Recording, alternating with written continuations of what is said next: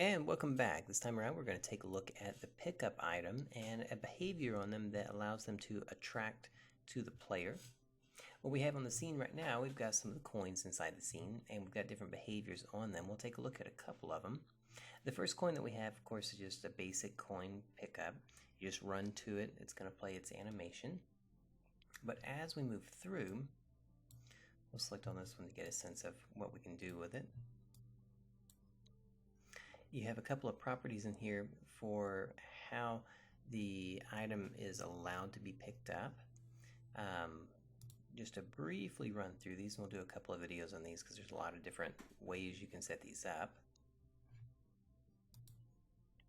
Everything from delaying the pickup of it to respawning the pickup item, to being able to put out messages on them and the value of that item,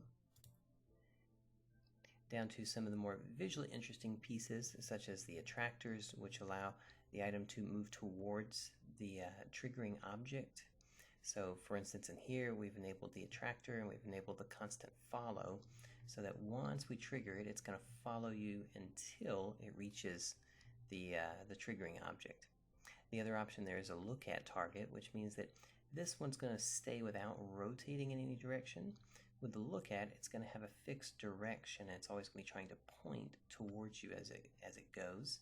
You've got your max speed and your turn speed, which allow you to speed up or slow down how fast that object goes.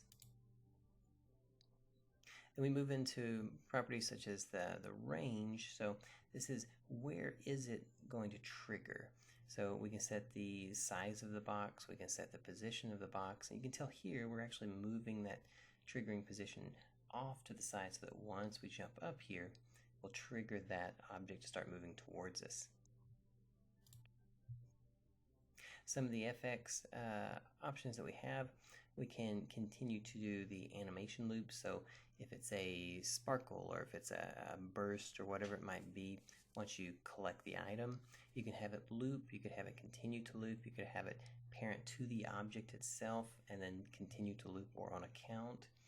Then you can also have it fade during a time if you want it to just kind of keep looping but then fade out after a certain amount of time. And then with the FX, this is again the plane that gets drawn with the image for the pickup, the sparkle or whatever it might be. And this allows you to set its position of where does it create that spark, and then also the size of that spark at the beginning and at the end.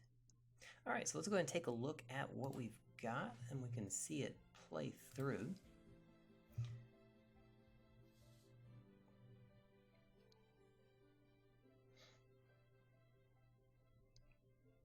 And we'll hit start to get going, and we can see the first one that we pick up, just nice and simple, plays out our little spark. And we'll get our character up and going. As we move on to this next block, that's when it's going to get all those little guys moving towards us. There we go, nice and exciting looking. Again, we hit this one. Now this is one that's going to follow you through. And there we go. We'll jump up here and sneak up on it. How about that?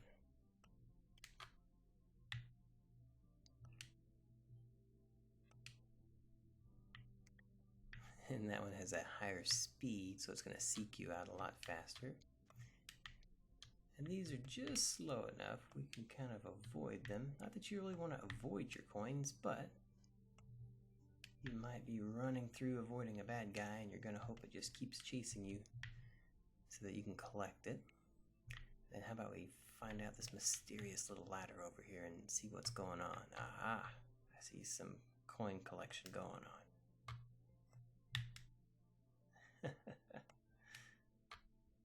There we go. Alright, that's the basics of the coin, and we'll take a deeper look at it in a later video. Hope you enjoyed it.